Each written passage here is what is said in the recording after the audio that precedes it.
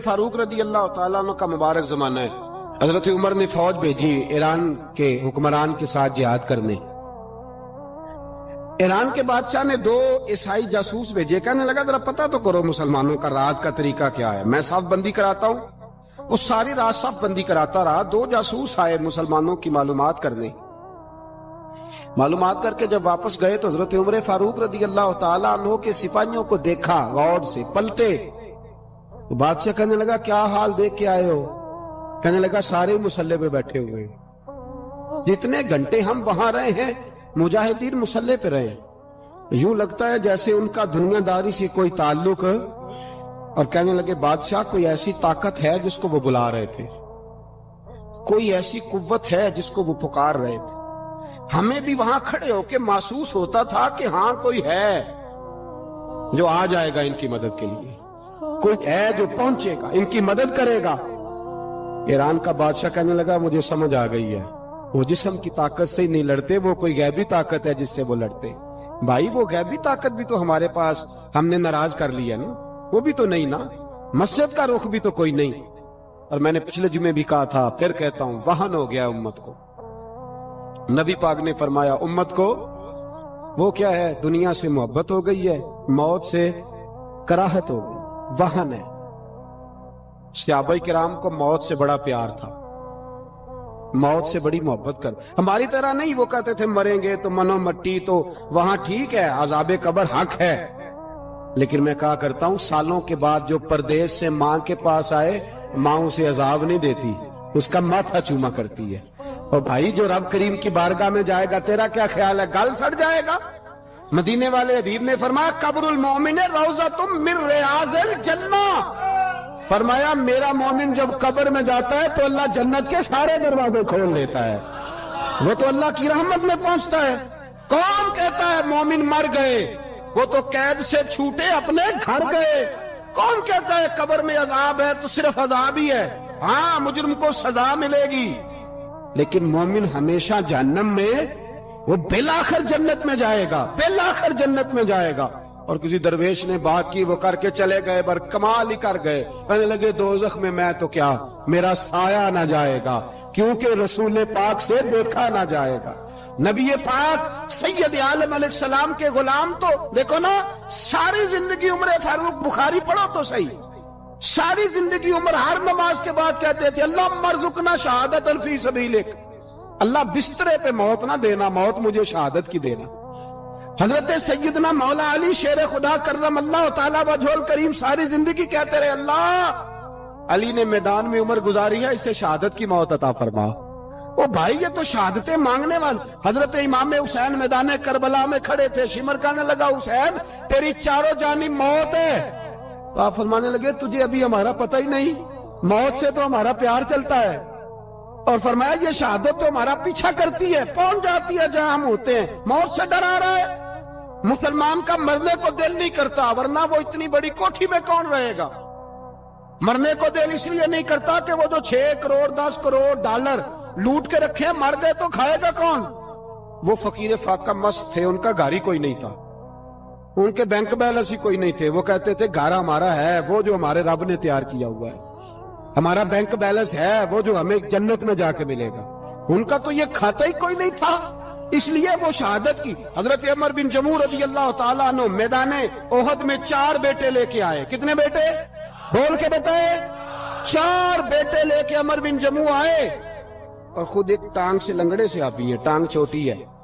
हुजूर के सामने खड़े हुए कहा महबूबा मेरे 4 ही थे, मैं 4 ले आया हूं, कबूल कर ले। तो हुजूर ने फरमाया तू क्यों तलवार ओढ़े आया है, ये तूने क्यों गले में असला डाला हुआ है? कहा या रसूलल्लाह मैंने भी तो जाना है ना। तो हुजूर ने फरमाया 4 बेटे जो हैं। तो हजरत उमर बिन जमू ने बात की, सहाबा कहते हैं हम लबों से मुस्कुरा रहे थे, आंखों से रो रहे थे, क्या अजीब अंदाज है। हुजूर ने फरमाया उमर 4 बेटे जो आ गए तो तू रहने दे। हजरत उमर रो पड़े, कहने लगे महबूबा क्या लंगड़े जन्नत में नहीं जाएंगे? क्या हुजूर मैं लंगड़ा हूं तो मेरे लिए जन्नत कोई नहीं? मेरे हबीब पाक सैयद आलम सल्लल्लाहु अलैहि वसल्लम ने फरमाया अमर तू जरूर जन्नत में जाएगा। कहा महबूबा फिर बच्चे बाद में जाएंगे, मैं पहले मैदान में जाऊंगा। एक बीबी 4 बेटे लेके आई ओहद में। कहा महबूबा कुल कमाई थी मैं ले आई हूं, میرے پاس کوئی اور شے ہوتی تو میں بچا کے نہ رکھتی، بیٹے دے کے نا حاضری لگوا کے تو واپس دروازے پہ لے گئی۔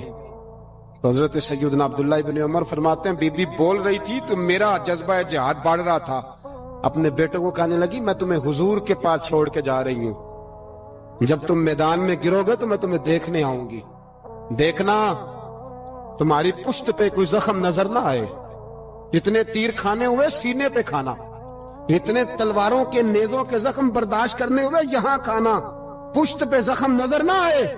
حضرت عبداللہ ابن عمر فرماتے ہو بی بی کی گفتگو میرا جذبہ جہاد بڑھا رہی تھی۔ ایک بی بی 3 سال کا 4 سال کا بیٹا لیے رو رہی ہے، احد کا دن ہے، سہیلیاں پوچھتی ہیں تو کیوں روتی ہے؟ وہ کہتی ہے دیکھو میرا خامد بھی بدر میں شہید ہو گیا، بھائی اور باپ بھی، دل کرتا ہے کوئی جوان بیٹا ہوتا تو آج مصطفیٰ کے ساتھ اسے ہی بھیج دیتی، کوئی جوان میرے پاس ہے ہی 3 سال کا تو کیا کروں، 3-4 سال کا بچہ کیا کرے گا؟ پتہ نہیں کیا دلیل آئی، اچانک اٹھی، بیٹے کو سینے سے لگایا، کپڑا ڈالا، مسجد نبوی پہنچ گئی۔ حضرت بلال کہتے ہیں مجھے ملی، کہنے لگی بلال مجھے پتہ ہے حضور تیاری کرا رہے ہیں جنگ کی، پر 2 منٹ اگر میری ملاقات ہو جائے۔ بلال حبشی کہنے لگے حضور ہم ایک بی بی ضد کر رہی ہے۔ حضور باہر آئے، کہنے لگی حضور میں فلاں کی بیٹی، فلاں کی بہن، فلاں کی بیوہ ہوں، میں نے بدر میں 3 شہید دیے ہیں، اب میرے پاس یہ 3 سال کا لال ہی بچا ہے، بڑا فخر ہے میرا، لوگ مجھے شہید کی بیوہ، شہید کی بیٹی، شہید کی بہن کرتے، دل کرتا ہے شہید کی اماں بھی کہیں جاؤں تو میرا بیٹا لے لے۔ سیدنا بلال کہتے ہیں حضور مسکرائے، کہنے لگے یہ 3 سال کا نونہال کیا کرے گا؟ کہتے ہیں اماں کا عجیب جذبہ ہے، کہنے لگی محبوبہ سنا ہے اسلحہ بھی تھوڑا ہی ہے، ڈھالیں زیادہ کوئی نہیں، میرا بیٹا ساتھ رکھ لیں، جب آپ کی طرف کوئی تیر آیا نا تو میرا بیٹا ڈھال کے اس کو ڈھال بنا کے آگے کر دینا۔ محبوبہ ڈھال تو بانی سکتا ہے نا؟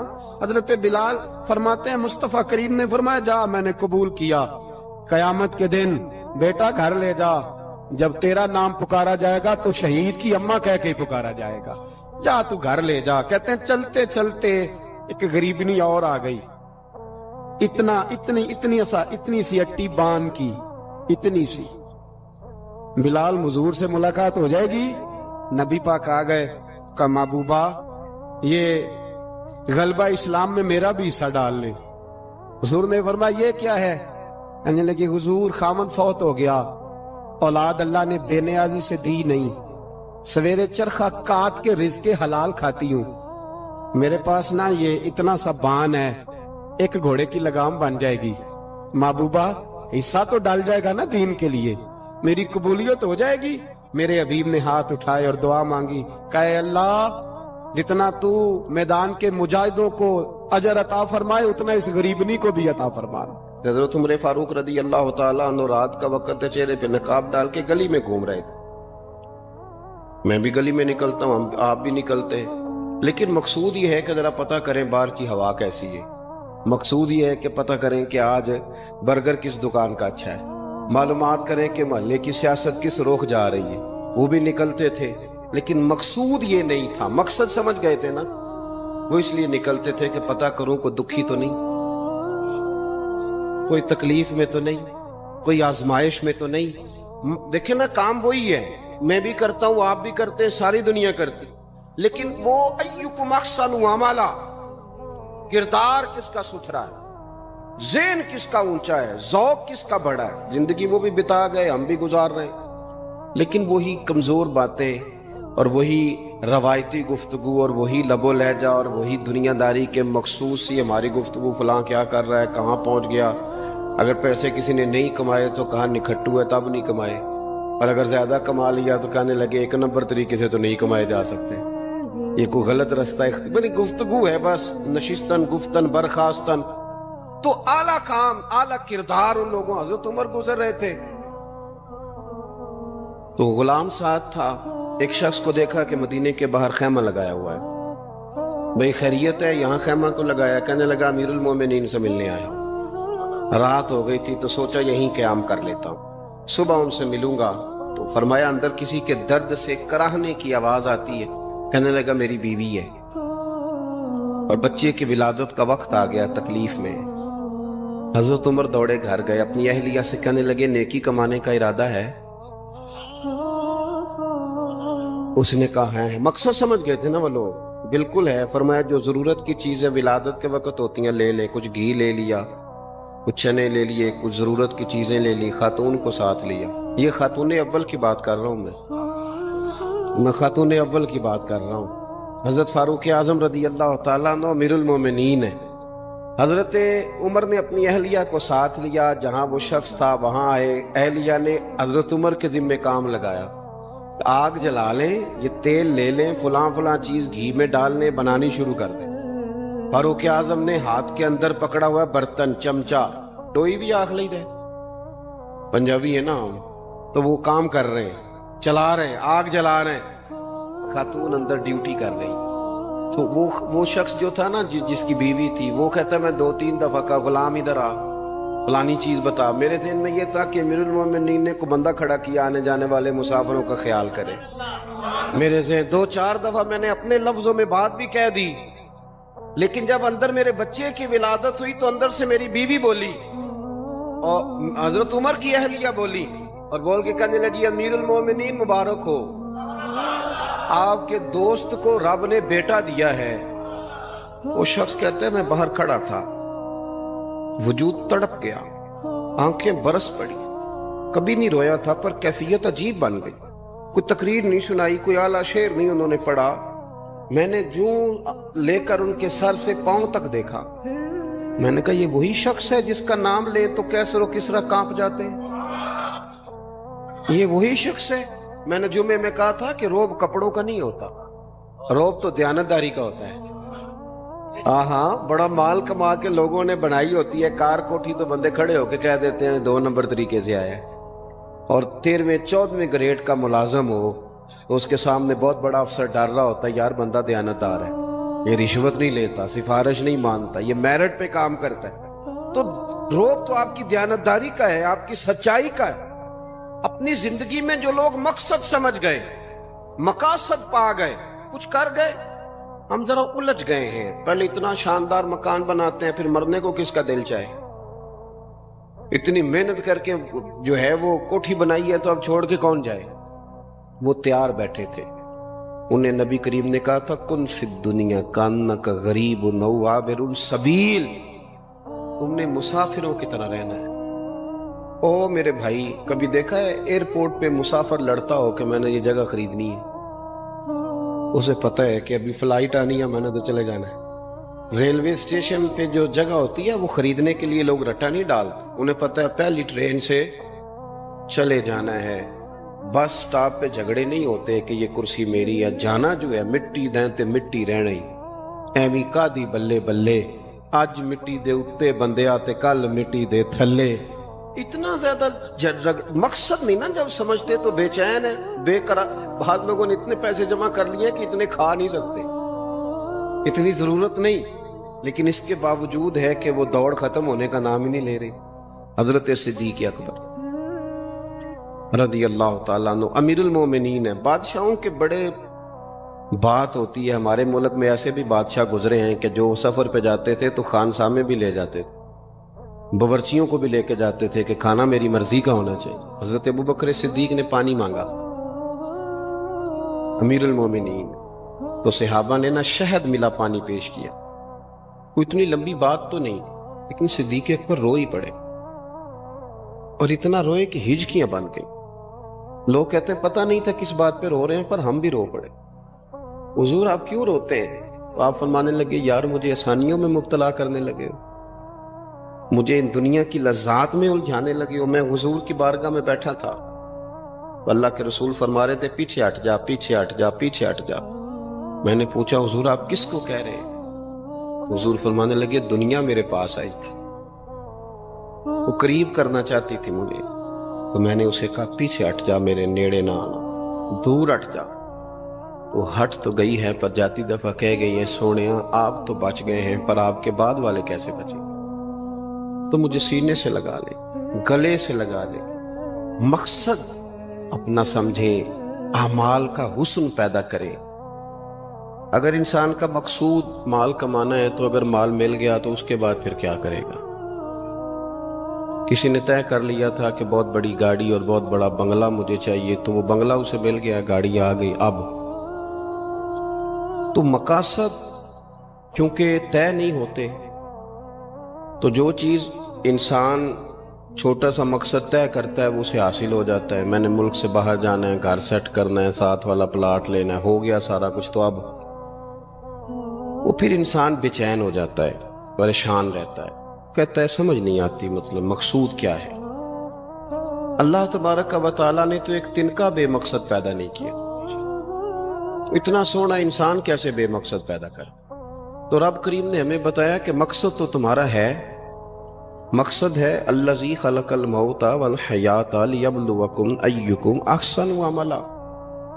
اس نے موت اور حیات اس لیے پیدا کی ہے تاکہ پتہ چلے تم میں اچھے عمل کون کرتا ہے، تم کس قدر زیادہ اپنے رب کی عبادت کرتے ہو، کس قدر زیادہ حسن اخلاق کا مظاہرہ کرتے ہو، کس قدر زیادہ لوگوں کی خدمت کرتے ہو، کس قدر زیادہ تم دین کی تبلیغ میں، اشاعت میں، ابلاغ میں، ترویج میں کردار ادا کرتے ہو۔ با مقصد تمہیں بنایا، با مقصد اچھا ترین عمل تم میں سے کون کرتا، اس لیے موت اور حیات پیدا کی تھی کہ تم نے ستھرے سے ستھرے اعمال، بہتر سے بہتر کردار، اعلیٰ سے اعلیٰ تمہارا انداز زندگی۔ دیکھیں ہم نے لوگوں کے ساتھ مل کے رہنا ہوتا ہے، بہت ساری چیزیں ایسی ہوتی ہیں کہ جو تکلیف کا سامان بنتی ہیں۔ اب انہی لوگوں کے ساتھ اللہ نے ہمیں مل کے رہنے کا حکم دیا، ان کے حقوق ادا کرنے کا حکم دیا، تو ساتھ ساتھ نہ درگزر کا بھی کہا، معافی کا بھی کہا۔ جب انسان معافی کر دینے والا ہو جاتا ہے، درگزر والا ہو جاتا ہے، تو پھر وہ بڑا ہو جاتا ہے، بڑے دل والا ہو جاتا ہے، بڑے حوصلے والا ہو جاتا ہے، بڑے ضرب والا ہو جاتا ہے، اس کی زندگی حسین ہوتی۔ تو یہاں آئے تھے کچھ کام کرنے، وہ جو ہم نے مقصود بنائے تھے نا، مطلب اچھے کپڑے، اچھی دنیا داری، اچھی گاڑی، اچھا موبائل سیٹ، وہ چونکہ مقصود نہیں تھا تو ان چیزوں کے حصول کے باوجود بھی لوگ پریشان ہیں۔ مقصود یہ تھا کہ بہترین عمل، سونا عمل، اعلیٰ ترین عمل میرے رسول پاک صلی اللہ علیہ وسلم کے غلاموں نے نا وہ عمل کر کے دکھایا۔ اعلیٰ ترین مزاج رکھتے تھے اور اعلیٰ ترین خدمت، یعنی لوگ ان کا کردار دیکھ کے نا، کردار اور عمل دیکھ کے، ہم تو لمبی تقریریں کرتے ہیں، باتیں کرتے ہیں، بڑا کچھ بتانا پڑتا ہے، لیکن وہ بس تھوڑا سا نا لوگ ان کے پاس اٹھتے بیٹھتے تھے، آتے جاتے تھے۔ اتنی دوڑ ہے کہ آگے بڑھ کے اور لینا ہے، اور لینا ہے، عالم مزید کا رٹا، وہ سمجھ گئے، ہم نہ اڑے ہوئے۔ بہت سارے لوگ ایسے ہیں جنہیں صحیح بات کا پتہ چل گیا ہے، وہ فیصلہ کرنے میں دیر کر رہے ہیں، انہیں سمجھ آ گئی ہے کہ بہتر یہی ہے کہ میں وقت پہ مسجد آیا کروں، انہیں سمجھ آ گئی ہے بہتر یہ ہے کہ سویرے اٹھ کے نا واٹس ایپ بعد میں دیکھوں، پہلے قرآن پاک کی زیارت کر لیا کر۔ سمجھ انہیں ہے، سمجھ ہے کہ باتیں زیادہ کرنے سے بہتر ہے درود و سلام زیادہ پڑھا جائے، پتہ انہیں ہے، وہ فیصلہ ہی نہیں کر رہے، ارادہ نہیں بنا رہے، توجہ نہیں کر رہے۔ جب بہت زیادہ بندہ دنیا داری میں الجھ جاتا ہے نا، بہت زیادہ، آسانیاں تو بندے کو جینے نہیں دیتی۔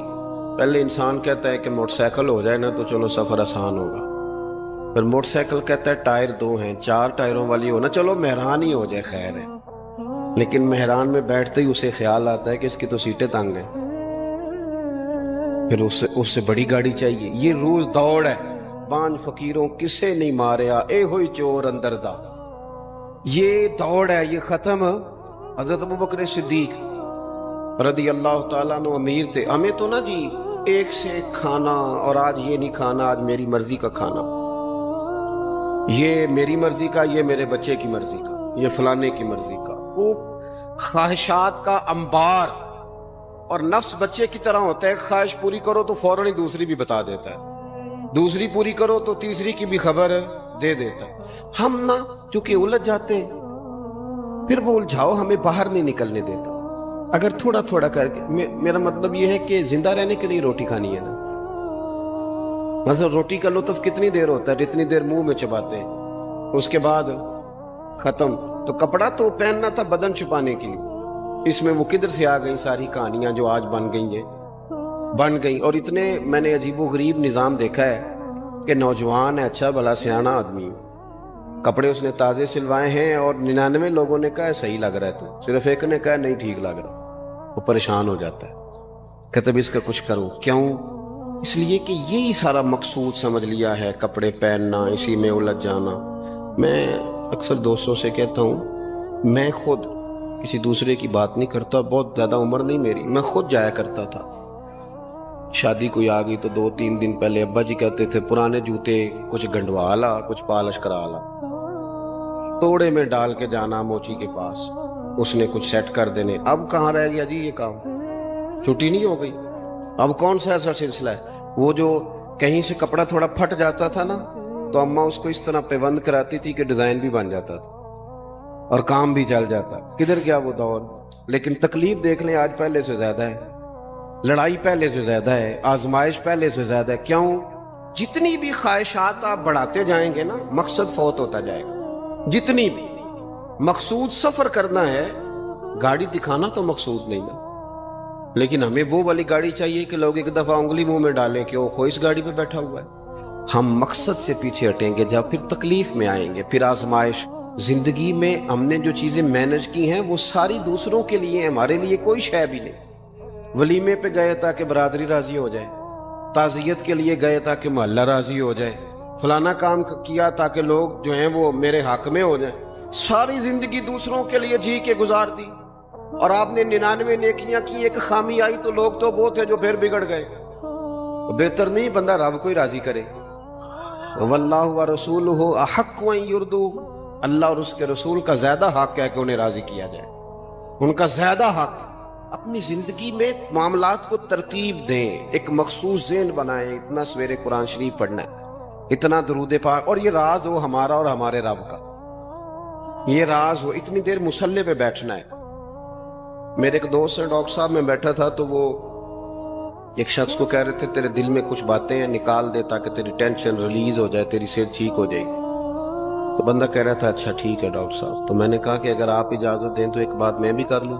انہوں نے کہا آپ بھی کر لیں. تو میں نے کہا ڈاکٹر صاحب کچھ دکھ بڑے ذاتی اور نجی ہوتے ہیں، بندہ کسی کے سامنے کہہ ہی نہیں سکتا، بڑے ذاتی قسم کے ہوتے ہیں. وہ آپ کسی کے سامنے جتنا مرضی کوئی قریبی ہو، وہ بندے کی اپنی اندر کی کچھ ایسی تکلیفیں ہوتی ہیں اندر کی. آزم گنڈاں دے وچ گنڈاں 10 کیڑی کھولا، بڑے مسئلے ہوتے ہیں، آپ کیسے بیان کر سکتے ہیں؟ سوال ہی نہیں پیدا ہوتا. تو کہنے لگا پیر صاحب حال تو ہوگا نا. میں نے کہا بالکل ہے. ہمیں ہمارے دین نے دعا سکھائی ہے، جو کسی سے نہیں کہہ سکتے وہ اپنے رب سے کہہ دو. اللہ کے حضور عرض کر دو، کشکول طلب دراز کر کے کہہ دو مالک یہاں پریشان ہوں. وہ بڑا کریم ہے، عطا بھی کرے گا اور پردہ پوشی بھی فرمائے گا. اپنے اللہ کے ساتھ اپنا تعلق مضبوط کریں. اپنی زندگی میں حسن اعمال کا پیدا کریں، اعمال کا، کہانیوں کا نہیں، باتوں کا نہیں، تصویروں کا نہیں، نئی سے نئی پکچر کا نہیں، اعمال کا. اور خوبصورت ترین طریقہ ہو. دیکھیں نا مشکل سے بھی تو نماز پڑھنی ہے نا. سویرے ابا بڑے غصے میں تھے تو پھر مجھے اٹھنا ہی پڑا، تو اس طرح بھی تو پڑھنی ہے. تو اگر بندہ ذوق سے اٹھے اور ذرا سونا کر کے وضو کرے اور ذرا صحیح کر کے مصلی بچھائے اور سجدہ کرے تو ذرا ذوق سے کرے. مجھے سوز دے، مجھے ساز دے، مجھے نیم شب کا نیاز دے، دم سجدہ خود کو میں توڑ دوں، مجھے ایسا ذوق نماز دے. اس ذوق کے ساتھ آگے بڑھے. مقاصد جب بندہ سمجھ جاتا ہے نا، مقاصد، پھر اس کے لیے آسانی ہوتی ہے. میں نے عرض کیا تھا زیادہ باتیں نہیں کرنی، مقصود تو ایک پیغام دینا ہے. اب ہم نے جانے والوں کے لیے کیا کرنا ہے؟ ایک تو یہ کہ اپنا مقصد ٹھیک کرنا ہے کہ جو رخصت ہو گئے اپنے بزرگوں کو نا یاد رکھیں. اصل کام ہے ان کو کھول کے بتائیے. سال کے بعد ختم بڑی اچھی بات ہے، سسماہی ششماہی سیماہی سب ٹھیک ہے، ان کو یاد رکھیں. حضور نہ یاد رکھتے تھے، اپنی والدہ کا ذکر کرتے، اپنے والد کی بات کرتے، اپنے دادا کا ذکر کرتے. اپنے جانے سیدہ خدیجہ الکبریٰ رضی اللہ تعالیٰ عنہ وصال کر گئیں تو حضرت عائشہ کہتی ہیں حضور اکثر گھر میں ان کا ذکر کرتے. اپنے بزرگوں کو یاد رکھیں، ان کا ذکر کریں. ان کو نا والد کے لیے نا والد ہونا شرط ہے، پی ایچ ڈی ہونا شرط نہیں. والد کے لیے والد ہونا شرط ہے، مفتی ہونا شرط. والد ان پڑھ بھی ہو تو بچے کو سمجھانے کا سلیقہ سے اللہ اسے عطا کاری دیتا ہے. ماں بالکل ان پڑھ بھی ہو تو بچوں کو سمجھانے کا طریقہ اللہ اسے ان سے سیکھیں. میرے والدہ اور والدہ دونوں اپنا نام نہیں لکھ سکتے تھے، تو میں اپنے دوستوں سے کہتا ہوں مجھے کبھی موقع ملے تو میں کئی جلدوں میں کتاب لکھ سکتا ہوں اپنے ماں باپ. اس لیے کہ وہ جو ہمیں سکھا گئے، جو بتا گئے، وہ انہی کا خاصہ تھا. تو اپنے ایک تو جانے والوں کو یاد رکھیں، دوسرا ان کے لیے دعا کریں تو درد سے کریں، سونی کر کے کریں، صحیح کر کے کریں، اکیلے بیٹھ کے کریں. دعا کا سب سے زیادہ تعلق آپ کے دل کی آواز کے ساتھ ہوتا ہے. اور جس طرز میں حضور نے ہمیں حدیث سکھائی ہے نا، اس رنگ میں کبھی آپ حدیث کو سیکھیں، سمجھے نا. حضور فرماتے ہیں جس طرح دریا میں ڈوبنے والا سہارا تلاش کرتا، دریا میں اسے کتنی کو جلدی ہوتی ہے، غوطے لگ رہے ہوتے ہیں. وہ اس طرح کا نہیں ہوتا کہ میں عصر کی نماز کے بعد پھر آؤں گا تجھے نکالنے، اس طرح تو نہیں نہ ہوتا. دریا میں ڈوبنے والا اس طرح کشتی سہارا تلاش کرتا ہے، حضور فرماتے ہیں اس طرح قبر میں جانے والا دعاؤں کا انتظار کرتا ہے. آپ نے دیر کر دی دعا مانگنے میں، ختم دلانے میں دیر کر دی. خود صبح و شام ہمہ وقت دعا. ابھی آپ آیتیں سن رہے تھے سورہ ابراہیم کی، اللہ نے نماز میں رکھ دی ربنا اغفر لی ولی وللمؤمنین یوم یقوم الحساب. ایک تو نے یاد رکھیں، خوب دعا کریں. اور دوسرا کوشش کریں کہ وہ جو نیکیاں کرتے تھے وہ نیکیاں بھی جاری رہیں. جن لوگوں سے ان کا اچھا تعلق تھا وہ تعلق بھی قائم رہے. یہ بھی کوشش کریں کہ ان کے لیے صدقات و خیرات کریں، اور قیمتی صدقہ دیں. قیمتی، میں بات ختم کرنے لگا ہوں بس. قیمتی صدقہ دیں، قیمتی. 15 تولے سونا گھر میں پڑا ہوتا ہے، قیمتی ہوتا ہے نا. کبھی کسی نے چوک میں بتایا کہ آج 15 تولے سونا میرے گھر میں پڑا ہے؟ بولو نا، لگتا ہے تو 10 چھڑنا ہے. اگر گھر میں 50 لاکھ روپے کیش پڑا ہو تو چوک میں گلی میں آ کے آپ بات کریں کہ گھر میں پیسے پڑے ہیں؟ کیوں؟ کہ وہ قیمتی ہیں، کوئی لے نہ لے. تو یہ جو 5000 مسجد دیکھ کے سارے محلے کو بتاتے ہو یہ بھی صدقہ تھا، یہ بڑا قیمتی چیز تھی. یہ بتانے والا نہیں تھا، یہ تو نیکی تو قیمتی تھی. قیمتی چیز جو ہوتی ہے وہ تو چھپائی جاتی ہے کہ بتائی جاتی ہے. یہ جو بیٹیاں ہیں نا اسلام کی، مائیں بہنیں، یہ قیمتی ہیں. اس لیے اسلام انہیں کہتا ہے تم گلیوں اور چوکوں میں آنے والی نہیں، قیمتی چیزیں گھر کے اندر رہا کرتی ہو.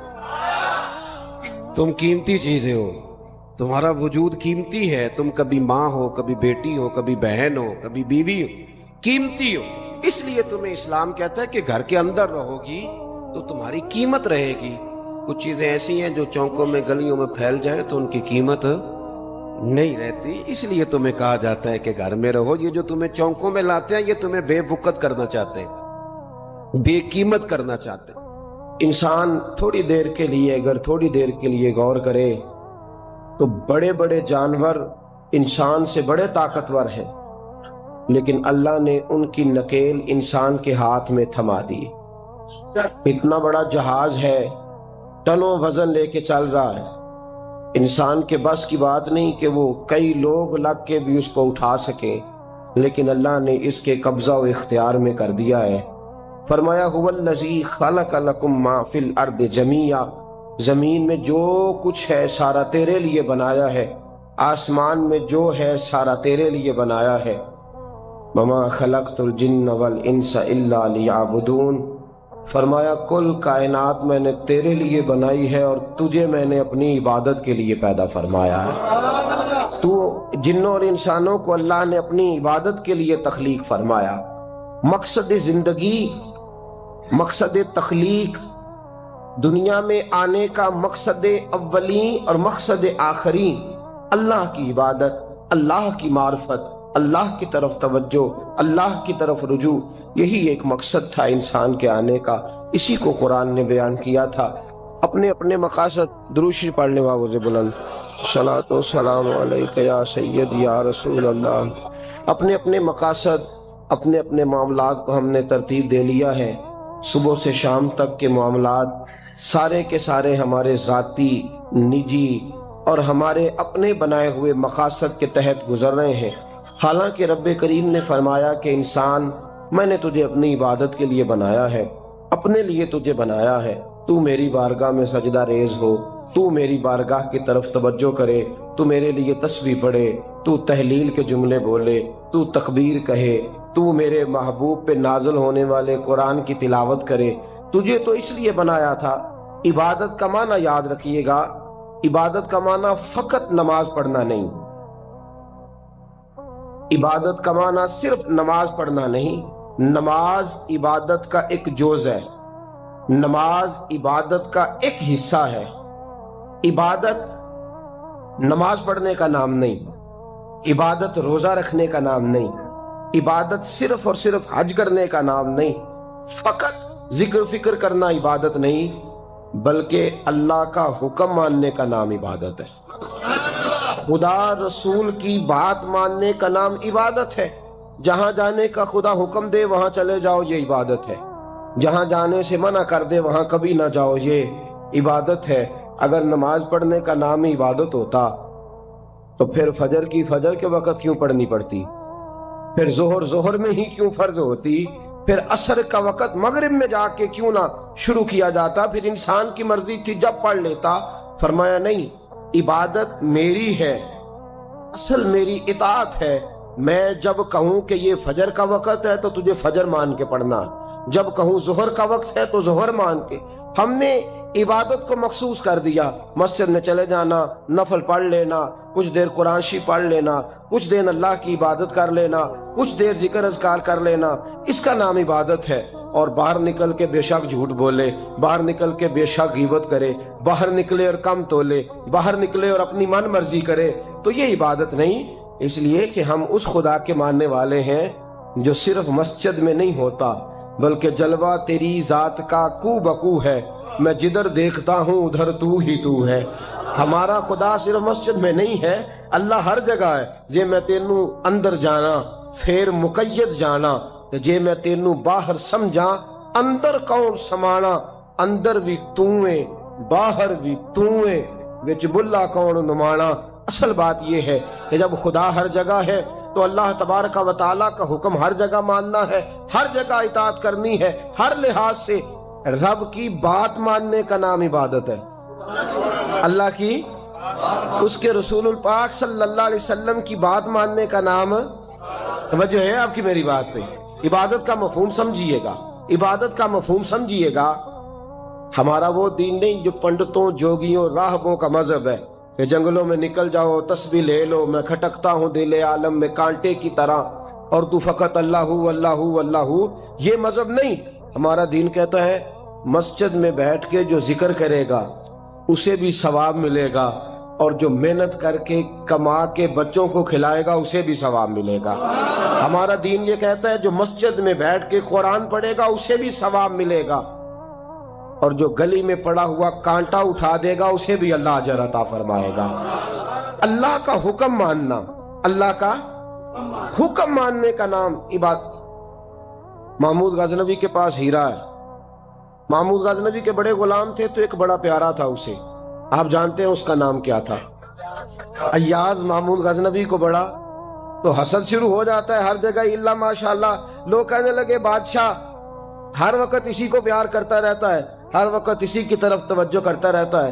بادشاہ نے ایک دن آزمانا چاہا، اتنا ہیرا تھا، موٹا ہیرا بادشاہ کے پاس۔ بادشاہ نے ایک وزیر صاحب کو بلایا، کہا یہ اینٹ پکڑو، ہیرے پہ مارو، اسے توڑ دو۔ کہنے لگا بادشاہ بات تیری ٹھیک ہے پر بڑا قیمتی ہیرا ہے، کیوں تڑوا رہے ہیں آپ؟ مال خزانہ میں رکھ دیں، کام آئے گا، کسی نہ کسی جگہ پہ استعمال ہو جائے گا، آپ کیوں اس کو تڑوانے کی ضد کر رہے ہیں؟ بادشاہ سلامت نے کہا اچھا تم نے ٹھیک مشورہ دیا، میں ہی جذبات میں آ گیا تھا۔ ایک دوسرے آدمی کو بلایا، اس کو کہا یہ ہیرا توڑنا ہے۔ اس نے کہا بادشاہ مجھے لگتا ہے پوری دنیا میں اتنا موٹا ہیرا تیرے پاس ہے، کسی اور کے پاس نہیں ہوگا۔ یہ توڑنے کی چیز نہیں، تجوری میں سنبھالنے کی چیز ہے، اسے سنبھال کے رکھ۔ تیسرے کو بلایا، چوتھے کو بلایا، جس کو بھی بلاتا رہا وہ بادشاہ کو سمجھاتا رہا، جس کو بلایا بادشاہ کو سمجھایا۔ ایاز کی باری آئی، کہا ایاز ادھر آ۔ توجہ ہے آپ کی؟ ایاز ادھر آ، یہ ہیرا تو توڑ دے۔ اس نے اینٹ پکڑی، زور سے ماری، ہیرا توڑ دیا۔ بادشاہ کہنے لگا بڑا بیوقوف ہے بھئی تو، یہ سارے میرے خیر خواہ تھے، مجھے سمجھاتے رہے اور تو نے خیال ہی نہیں کیا، میں بیوقوف تھا تو بھی ساتھ ہو گیا، توڑ ہی دیا۔ کہنے لگا بادشاہ غلطی ہو گئی، مجھ سے غلطی ہو گئی، مجھے نہیں توڑنا چاہیے۔ اس نے کہا اچھا چل چھوڑ، ایک بات بتا، تیرے سامنے جو سب مجھے مشورے دے رہے تھے تو نے کیوں نہیں دیا؟ میں نے تجھے کہا توڑ دے۔ کیا لفظ ایاز نے کہے، کمال کر دی۔ کہنے لگا بادشاہ میرے دل میں خیال آیا ہیرا ٹوٹتا ہے تو ٹوٹ جائے، میرے بادشاہ کا حکم نہیں ٹوٹنا چاہیے، یہ ٹوٹتا ہے تو ٹوٹ جائے، یہ کرچی کرچی ہوتا ہے تو ہو جائے، خزانہ خالی ہوتا ہے تو ہو جائے، لیکن میرے مالک کا حکم نہیں ٹوٹنا چاہیے۔ بادشاہ میں ہر چیز توڑ دوں گا پر میں تیرا حکم نہیں توڑ سکتا۔ بس دوستو یہی عبادت ہے، بلا مثال و بلا تشبیہ بات سمجھیے گا۔ جس نے خدا کا حکم توڑ دیا اس نے عبادت نہیں کی، اور جس نے خدا کا حکم اچھا آؤ نماز کے لیے، دکان کا وقت ہے، گاہک بھی زیادہ آ گئے ہیں، رش پڑ گیا ہے، اب تھوڑا وقت مشکل ہو جائے گا، ذرا تھوڑی دیر میں پڑھ لوں گا۔ ہیرا ٹوٹتا ہے تو ٹوٹ جائے، گاہک آنے کا سلسلہ ٹوٹتا ہے تو ٹوٹ جائے، روزی آنے کا سلسلہ ٹوٹتا ہے تو ٹوٹ جائے، مسلمانوں خدا کا حکم نہیں ٹوٹنا چاہیے، رسول اللہ کا فرمان نہیں ٹوٹنا چاہیے۔ میرے رسول پاک صلی اللہ تعالی علیہ وسلم کا اقبال نے کیا کہا؟ کہنے لگا اے طائر لاہوتی، اس رزق سے موت اچھی جس رزق سے آتی ہو پرواز میں کوتاہی۔ کہا خدا کا حکم نہ توڑ بیٹھنا، اور عبادت بھی جس کو اللہ کہہ دے وہ عبادت ہے۔ ایک بندہ زوال کے وقت نماز پڑھنے کھڑا ہو جائے تو ہو جائے گی، کیوں؟ نماز نہیں پڑھ رہا۔ اچھا میں آپ کو روایت سناتا ہوں، شیر خدا مولا کائنات حضرت علی المرتضی رضی اللہ تعالیٰ عنہ فرماتے رسول پاک صلی اللہ علیہ وسلم نے ہمیں منع فرمایا یا جب عید الفطر کا دن ہو یا عید الاضحیٰ کا دن ہو تو تم نے کیا کرنا ہے؟ فجر کی نماز پڑھنی ہے، اس کے بعد اشراق چاشت نہیں پڑھنی، فجر سے لے کر عید کی نماز تک درمیان میں کوئی نماز نہ پڑھنا۔ جب عید کی نماز ہو چکے پھر تمہیں اجازت ہے جتنے مرضی نفل پڑھو، لیکن فجر سے لے کر عید تک تم کوئی اور نماز نفل درمیان میں نہ پڑھنا۔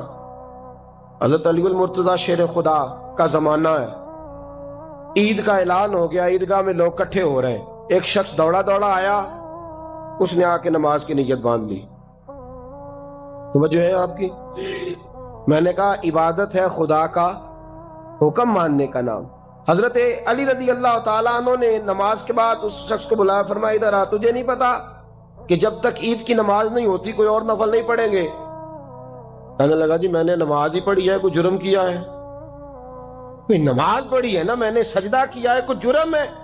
حضرت علی نے تلوار نکال لی، فرمایا جو مصطفیٰ کی سنت توڑ کے نفل بھی پڑھے گا میں اس کا بھی سر قلم کر دوں گا، جو رسول پاک کے حکم کے خلاف عبادت بھی کرے گا اس کو بھی قتل کر دیا جائے گا۔ توبہ کر۔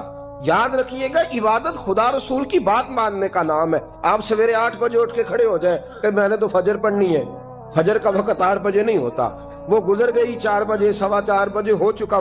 ایک شخص شام 7 بجے کھڑا ہو جائے کہے جی میں تو ظہر کی نماز 7 بجے پڑھا کروں گا، یہ کیسے ممکن ہے؟ اس کا وقت تو 2 بجے کے راؤنڈ اباؤٹ ہے، تجھے اسی وقت ادا کرنی۔ یاد رکھیے گا عزیز ساتھیو، عبادت اللہ کا حکم ماننے کا نام ہے، لیکن عبادت کی بہت بڑی جو ایک رکن ہے، عبادت کا بہت بڑا جو ایک جز ہے وہ نماز پڑھنا، بہت بڑا جز۔ حضرت محمد بن ابی بکر حضرت صدیق اکبر کے صاحبزادے رضی اللہ تعالیٰ عنہ کیا فرماتے ہیں مسلمانوں بڑے نصیبوں والے ہو، بڑے نصیبوں والے ہو، تمہیں تو اللہ کی بارگاہ میں جانے کے لیے اجازت ہی نہیں لینی پڑتی، اللہ نے تمہارے لیے دروازہ ہی کھول دیا ہے، جب دل کیا وضو کیا نماز کی نیت باندھی اللہ کے دروازے کھل گئے، اور بغیر کسی ترجمان کے تم نے اپنے رب سے بات کرنی شروع کر دی۔ عبادت ایسی نعمت ہے، اللہ کی بارگاہ میں کھڑے ہونا، سجدہ کرنا اتنی بڑی فضیلت کی بات ہے۔ یہ حدیث میرا خیال ہے آپ کو کبھی بھولنی نہیں چاہیے۔ سید عالم نور مجسم شفیع معظم صلی اللہ علیہ وسلم نے فرمایا بتاؤ اگر کوئی کسی کے گھر مہمان جائے تو میزبان اس کے ساتھ کیا سلوک کرے گا؟ تو صحابہ کہنے لگا یا رسول اللہ جتنا میزبان اچھا ہوگا اتنا ہی اچھا سلوک کرے گا، جتنا وہ اعلیٰ ہوگا اتنا ہی اعلیٰ سلوک کرے گا، جتنا وہ عرفہ ہوگا اتنی ہی اس کی بات بھی بڑی ہوگی۔ نبی پاک صلی اللہ علیہ وسلم نے فرمایا جو مسجد جاتا ہے وہ اللہ کا مہمان ہے، جو مسجد جاتا ہے وہ اللہ کا مہمان ہے۔ فرمایا میزبان کے ذمے ہے کہ مہمان کے اوپر رحمت کرے، کرم کرے۔ فرمایا جب تو مسجد جاتا ہے تو خدا بھی رحمتوں کے دروازے کھول دیتا ہے، اللہ تیرے لیے فضل کے دروازے کھول دیتا ہے۔ نبی پاک صلی اللہ تعالی علیہ وسلم نے فرمایا جب تو اپنے گھر سے مسجد جانے کے لیے ابھی نکلتا ہے، ابھی تو گیا نہیں، ابھی تو نکلا ہے، فرمایا تو نے سیدھا پیر اٹھایا ہے تو تیرا ایک درجہ بلند ہو گیا ہے، تو نے الٹا قدم اٹھایا ہے تو تیرا ایک گناہ معاف ہو گیا ہے، پھر تو نے سیدھا قدم اٹھایا ہے تو تیرا ایک درجہ بلند ہو گیا۔ اپنی اپنی طبیعت ہے نا۔ حضور نے حدیث سنائی، حضرت سیدنا اسید بن حضیر رضی اللہ تعالیٰ عنہ دیہاتی آدمی تھے، مسجد نبوی سے دور گھر تھا، مسجد آنے جانے کے لیے گدھا رکھا ہوا تھا، گدھے پہ بیٹھ کے مسجد آتے تھے، نماز پڑھ کے اسی پہ بیٹھ کے لوٹ جاتے تھے۔ جس دن حضور نے فرمایا نا ایک قدم پہ ایک گناہ معاف ہوتا ہے، ایک قدم پہ ایک نیکی ملتی ہے، گدھا گھر ہی چھوڑا ہے۔ صحابہ کہنے لگے یار دور کا تیرا سفر ہے، تم آرام سے گدھے پہ آ جا۔ کہنے لگے کیوں؟ میں کیوں گدھے پہ آؤں؟ میں تو روز پیدل آؤں گا، تم سب کے تھوڑے تھوڑے گناہ معاف ہوں گے، تھوڑے تھوڑے درجے بلند ہوں گے۔ میں نے چونکہ دور سے آنا ہے، اللہ میرے زیادہ گناہ معاف فرمائے گا، میرے زیادہ درجے بلند فرمائے گا، میرے اوپر زیادہ کرم نوازی فرمائے گا۔ جو مسجد کی طرف چل کے آیا ایک ایک قدم پر اللہ اس کے درجے بلند کرے گا، ایک ایک قدم پہ اللہ اس کے گناہ معاف کرے گا۔ قرآن مجید کی طرف معانی مفاہیم سمجھنے کا ذوق ہو، میرا رب میرے لیے کیا فرماتا ہے پر جان دے۔ یہ سورہ فاتحہ ہے نا، سورہ فاتحہ اللہ کا فضل ہے مسلمانوں کے بچوں بچے ہوا کی بچے بچے کی زبان پر جاری ہو جائے۔ اللہ کے پیارے حبیب صلی اللہ علیہ وسلم نے فرمایا یہ ذرا اس کا مزہ لیجیے گا۔ حضور فرماتے ہیں، رب فرماتا ہے یہ سورہ فاتحہ آدھی میرے بندے کی آدھی میری ہے، آپ کو بھی اس کا ذائقہ لینا ہو، یعنی یہ میرے اور میرے بندے کے درمیان ہے، تقسیم ہے، کیا بلا سورہ ہے، یہ اس کا مزہ لینا آج کے بعد۔ یہ بندے کے درمیان اللہ کے درمیان تقسیم ہے، وہ کریم ہے نا، اپنے فضل سے کہہ رہا ہے تقسیم ہے۔ کیسے؟ بندہ کہتا ہے الحمدللہ رب العالمین الرحمن الرحیم مالک یوم الدین ایاک نعبد و ایاک نستعین۔ یہ اس نے اپنے رب کی حمد کی، اللہ کی تعریف کی، اللہ سے استعانت کا سوال کیا، اپنی ساری عبادتیں نیاز مندیاں اس کے حضور پیش کرتے نا۔ اب بندہ اپنا حصہ اپنے مالک سے طلب کرتا، کہتا ہے اہدنا الصراط المستقیم۔ دنیا میں سب سے زیادہ تکلیف میں وہ بندہ ہوتا ہے جو الجھا ہوا ہوتا ہے۔ اب میں ساری باتیں کیسے آپ کو سمجھاؤں گا؟ تو بھائی ساری بندے کے پاس میں موجود ہو، قد بڑا اونچا ہو، رنگ بڑا پیارا ہو، لیکن اگر اس کے پشت پر کرتے پہ لکھا ہو کسی کو ملے تو فلان ڈریس میں پہنچا، شعور ہی نہ ہو، اس کے پاس ذہنی استعمال بھی نہ ہو، اور اس کے بعد کروڑوں روپیہ پہ ہو تو کس کا ہوگا؟ ہدایت کا نور، شعور کی زندگی اتنی بڑی نعمت ہے۔ میں نے تھوڑی سی دنیا دیکھی ہے کہ ایسی آدمی ہے دنیاوی طور اور کئی ممالک میں بزنس کرتا ہے اور اس کی کمپنی کئی ملکوں میں جانی پہ جانی جاتی ہے، لیکن ہدایت کا رستہ اس طرح آتا ہے کہ جب وہ اپنی کل کی تسکین کے لیے پیاس بجھانے کے لیے کھڑا ہوتا ہے تو بت کے سامنے کھڑا ہوتا ہے، تو دنیاوی طور پر ظاہر نہیں بھی اشری ہے، اور اس کے پاس ڈھیر سارے مانو اسباب ہیں. اور میرے یاروں دیکھو تو شیطان اتنی بڑی نعمت ہے کہ تم پیدا ہی عثمان کی گود میں ہوا جس نے کہا کہ اشہد ان لا الہ الا اللہ. اب جب تو سورہ فاتحہ یہ دنیا کو دیکھ کر کے لوگ کتنے گمراہ ہیں، مالدار ہونے کے باوجود، ڈگریوں کے باوجود. اب جب تو اللہ سے کہتا ہے نا اہدنا الصراط المستقیم، اہدنا الصراط المستقیم، یا اللہ سیدھے راستے پہ چلا، پھر ہدایت یہ قدر ہوتی ہے. اور پھر کئی لوگ ایسے تھے جو چلے سیدھے راستے پر، آئے تھے جناب عیسیٰ، لیکن معاذ اللہ کیا حشر کیا ہے انسانیوں نے ان کی تعلیمات.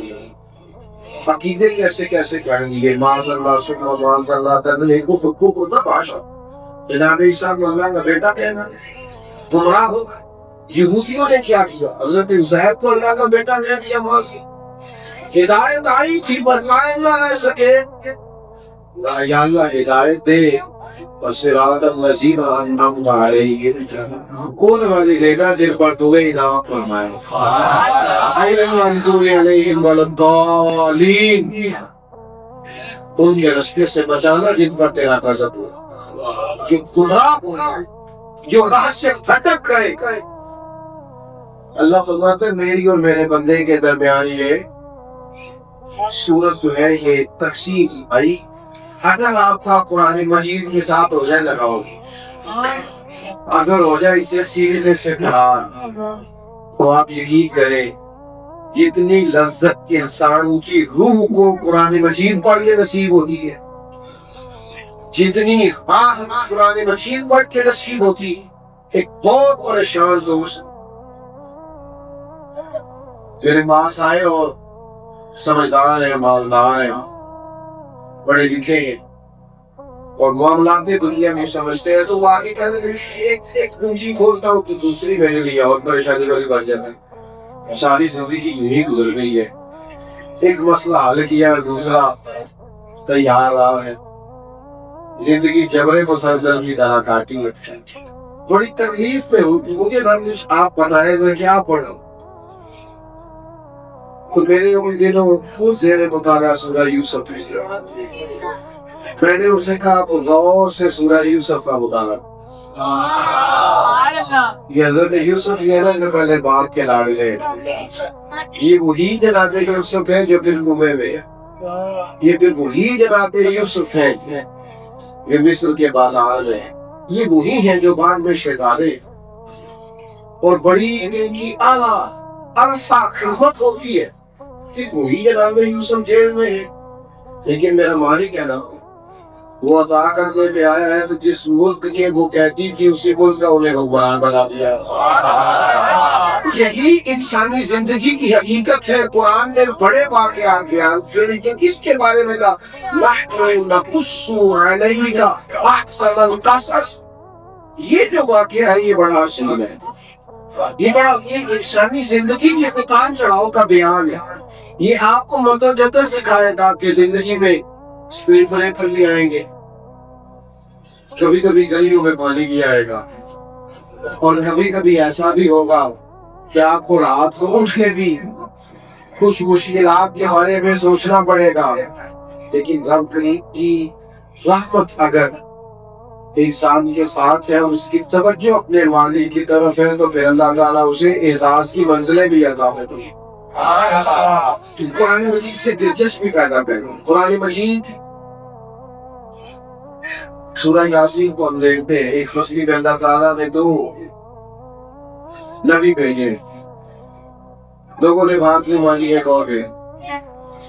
اب یہاں تبلیغ و ارشاد کا کام کرنے والے جتنے پریشان ہوتے ہیں وہاں مجھے بولی اتنی محنت ہے، اتنی جدوجہد کی، کچھ لوگ تو نہیں سنتے. 3 پیغمبر بھیجے ہیں، لیکن جب لوگوں نے بات نہیں مانی تو کیا جملہ کہا انبیاء نے، کیسا حسین ہے. کہا بھائی وما علینا الا البلاغ المبین، ہمارے ذمہ تو کھول کر بیان کرنا کو ہم نے کرنی ہے، باقی ہدایت تو اللہ کے راستے پر. تو میرے عزیز ٹھہراؤ پیدا ہوگا، زندگی سمت کا تعین کرے گا. آپ محسوس کریں گے کہ ہم ایک ٹھہراؤ کا شکار ہے. جو بندہ جہاں بھی ہوگا عجیب سے اطمینان اپنی طبیعت میں پیدا کرے گا. شرط یہ ہے کہ وہ قرآن پاک کا طالب علم. قرآن مجید ہر شخص کو اس کے مقام پر قرار عطا فرمائے گا. آج میں نے تلاوت کی تھی اس پر آتا ہوں اور اپنی بات کو سمیٹتا ہوں. ہمارے ہاتھوں میں اسلام کی جو سب سے بڑی صداقت موجود ہے وہ قرآن مجید، اور ہمارے پاس اس وقت نبی کریم علیہ السلام کا جو سب سے بڑا معجزہ ہمارے ہاتھوں میں موجود ہے وہ بھی قرآن مجید ہے. اب کے لوگ کہتے تھے آپ اپنے پاس سے آیات بنا چلا، چیلنج دیا قرآن کا. وَإِن كُنتُمْ فِي رَيْبٍ مِّمَّا نَزَّلْنَا عَلَىٰ عَبْدِنَا فَأْتُوا بِسُورَةٍ مِّن مِّثْلِهِ وَادْعُوا شُهَدَاءَكُم مِّن دُونِ اللَّهِ إِن كُنتُمْ صَادِقِينَ. اگر تمہیں اس میں کوئی شک ہے جو ہم نے اپنے بندہ خاص پہ نازل کیا ہے تو اس جیسی ایک آیت تو بنا کے لاؤ. اور ایک بندے کا چیلنج نہیں، سارے کافر اکٹھے ہو گئے، سب اپنے حمایتیوں کو ایک جگہ. لمبی بات نہیں، صرف ایک آیت پوری سمجھ آئی یادوں میں خواہ. نوجوانوں سنو، اتنی بڑی دلیل، کیا وہ شعر و ادب سے واقف نہیں تھے؟ کیا اس وقت جو لوگ عرب کے مسئلے والے تھے وہ الفاظ کے غم و درد سے، حروف کے توڑنے اور جوڑنے سے آگاہ نہیں تھے؟ وہ تو دوسروں کو عجمی کہتے تھے، فصاحت و بلاغت کا دعویٰ تھا بہت بڑا. لیکن قرآن مجید کے مقابلے کی ایک آیت آ سکے. بڑی خوبصورت بات لکھی ہے یہاں کی محمد مفتی احمد یار صاحب رحمۃ اللہ کی، بڑی کمال. مفتی صاحب رحمۃ اللہ علیہ فرماتے ہیں بندہ جتنی مرضی بڑی چیز بنا لے وہ نہیں بنا سکتا جو آپ نے بنایا. اللہ کی دی ہوئی عقل سے بندے جو مرضی بنا لے وہ نہیں بنا سکتے. جو ٹرین بڑی ہوتی ہے کہ چھوٹی؟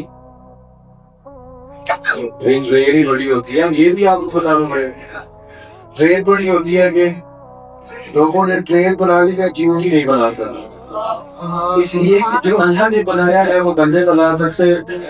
جگنے کی روشنی زیادہ ہے اس ٹیوب لائٹ کی زیادہ ہے. ٹیوب لائٹ بندوں نے بنا لیا، جگنوں کوئی نہیں بنا. اس لیے کہ جو رب کی تخلیق ہے بندے اس کا مقابلہ کر سکتے اور یہ اس کا مقابلہ کر سکتے وہ اللہ کی شان. تو فرمایا تم ایک آیت لاؤ، لیکن وہ لا سکے یا وہ نہیں لا سکے. خود ہی تو قرآن میں کہہ دیا فَإِن لَمْ تَفْعَلُوا، اگر نہ لا سکے وَلَن تَفْعَلُوا، اور ہرگز لا بھی نہیں سکے.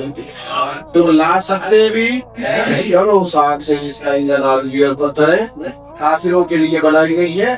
تم نہیں مقابلہ کر سکتے قرآن مجید کا. آپ رات کے پڑے دنیا میں علیم کون بنا کرتا ہے؟ آج بھی پڑے. لیکن ہم غیر نصابی سرگرمیاں بھی کرتے ہیں 100% 10. پورا ڈپلوما کرنے کے بعد فوراً نوکری مل جاتی ہے، کہتے چل پریکٹیکل کر لیں. پھر جب جاب کے لیے آپ لیٹر دیں گے تو 2-4-5 لوگوں کی سی وی دیں گے نا، بلکہ 2 والا لیٹر کہتے ہیں جس کا ایکسپیرینس لیٹر ذرا بڑا ہو، تجربہ ذرا زیادہ ہو. تو بھئی آپ جتنا نصاب پڑھتے ہیں اس کے بعد بھی آپ کو پڑھنے کی ضرورت ہے، تجربے کی ضرورت ہے. میری بات کو سمجھیے گا. آپ 5 کتابیں بھی لگائے پہلی کلاس سے لے کر 10ویں تک، 50 کتابیں پڑھ لی ہے تو ایک قرآن مجید کیوں نہیں پڑھ سکے؟ اس کے مفاہیم پر غور کیوں نہیں کیا؟ آپ توجہ کریں، آپ غور فرمائیں، سے پڑھیں. کنزل قرآن شریف رکھیں گھر میں، آپ آیات کو دیکھیں، اس بات کی سمجھ نہیں آتی یاد ہے اس کے حساب سے سوچیں کہ اپنے علاقے میں دیوالی کا جہاں سے ہم لوگ وابستہ وہاں سے اس کی تفصیلات میں صرف تھوڑی مہربانی کریں. پہلے بھی میں نے کہا کہ اپنے کہتا ہوں ہمارے دیسی لوگ بڑے عجیب بہانے کرتے ہیں. بات میری طرح کے کہتے ہیں عمر زیادہ ہو گئی ہے، زبان موٹی ہو گئی ہے، آپ کہاں سیکھیں گے؟ تو میں کہتا ہوں موبائل تو سب نے سیکھ لی ہے. کسی نے نہیں کہا جناب میں واٹس ایپ کیسے کروں گا، ہاتھ ہو گئی ہے. آپ غلط مجھ سے ہوئیے گا، میں چونکہ کیمروں سے بڑا تانگا رکھتا ہوں، ہر جگہ یہ سواری رہتے ہیں اور جہاں نہیں بھی بننا چاہیے وہاں بھی چھوٹے بچوں سے لے کر ضعیفوں پر بزرگوں تک سب کو فوٹو اپلوڈ کرنی آ رہی ہے نا، سب کو لائکس کمنٹس دیکھنے آگے ہے نا میرے بھائی. تو جتنی جدید ٹیکنالوجی آتی ہے ہم ساری استعمال کر لیتے ہیں، ہمیں سمجھ آ جاتی ہے.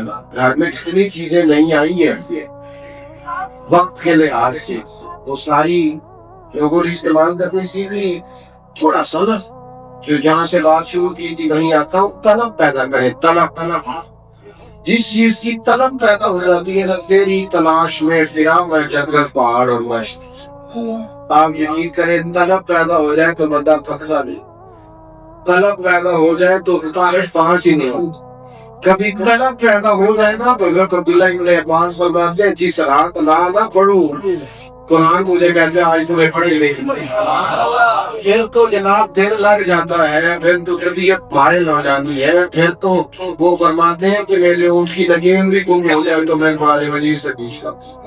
طلب پیدا کریں گے، ذوق پیدا کریں گے. آپ کوئی بھی بات ایسی ہو جائے نا جس سے گھر والے خوش ہو تو بندہ وہ بات جا کے گھر سناتا. تو وہی آپ نے جو آیات سیکھی، جو کرنے پر سیکھا، جو جہاں سے کچھ پڑھا، تھوڑا سا کبھی اسے بھی کھول لے گھر کے اندر، تھوڑا سا غور کر لے گا یہ آپ آج کمال ہو گئی ہے. یہ بات یہ پہلی دفعہ میں نے سنی، یہ پہلی دفعہ سمجھ لیا. یہ بھی رنگ ہے طلب پیدا کرے. دین بڑا مزہ، جو دین کے طالب علم ہو جاتے ہیں نا آپ یقین کریں، اور پتہ ساری زندگی طالب علم رہتا ہے. وہ نئی سے نئی چیز پڑھتا ہے نا. ابھی بھی کبھی بیٹھے ہوتے ہیں تو پھر اچھی پینسل سے حاشیہ لگاتے ہیں جملے کے نیچے، یہ کیا لکھ لیا یار مفسرین، کمال ہو گئی. اور پھر اس کا لطف لیتے ہیں کئی دنوں، کئی راتوں اس کا مزہ لیتے رہتے ہیں. یہ ذوق پیدا کریں. اللہ کی بارگاہ میں دعا کرتا ہوں اللہ تبارک و تعالی جن کلاسز کا آغاز کیا جا چکا ہے اور کیا جا رہا ہے، اللہ تعالیٰ سب کو کامیاب فرمائے.